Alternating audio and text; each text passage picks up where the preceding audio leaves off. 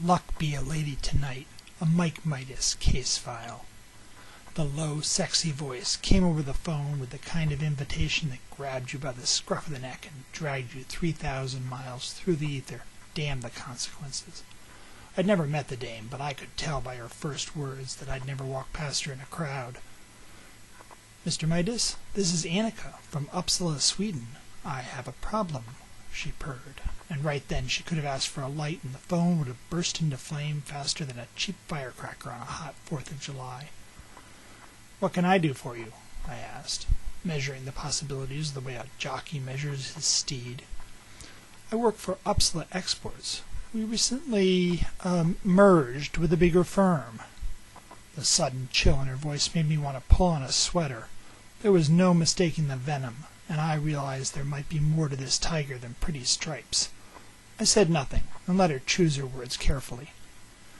"We used to use Lotus Notes for email and applications," she started, and I knew by the catch in her throat that the parting wasn't her choice. "Now we have Microsoft Exchange, Outlook," and again the tone gave away her secrets as easily as a diary left out on a high school desk. I was ready to brush her off, since there's nothing worse than a whiny dame. But she went on, and I listened. My little black book wasn't so full that I was going to hang up on a voice like that without some hesitation. "We have hundreds of applications written for notes that use doc links," she said, warming to the subject like butter on a hot stack of flapjacks.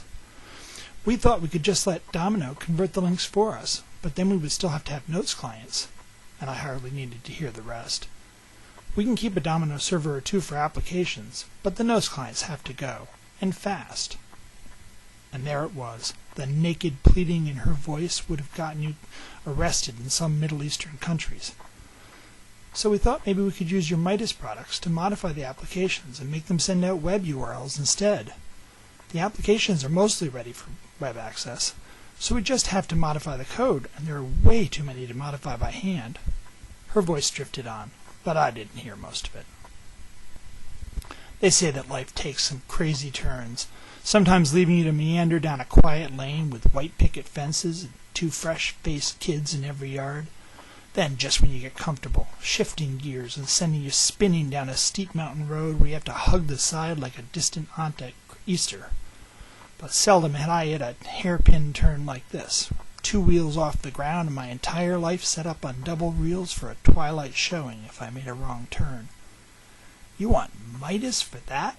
I gasped, reeling at the thought and grabbing a shot glass and a bottle from my bottom drawer. "Midas is good for a lot of things, but look, lady, you can't go around modifying whole applications like some teenage stunt driver rearranging his face with the road."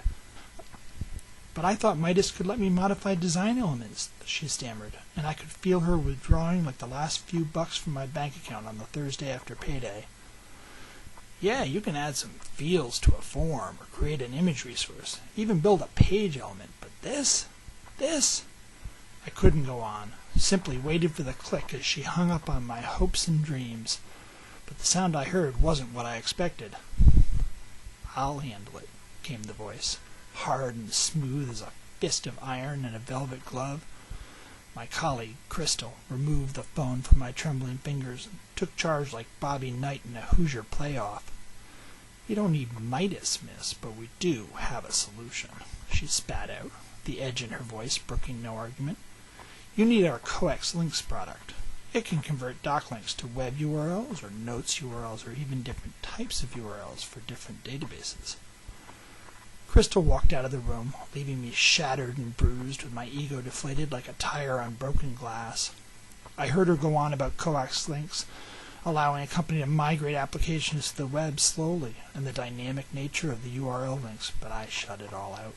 The train may have left the station, but I didn't have to weep and wave goodbye. Thank you for listening, and if you want to find out more about Coax Links or Midas or the rest of our products, please visit us at geniisoft.com.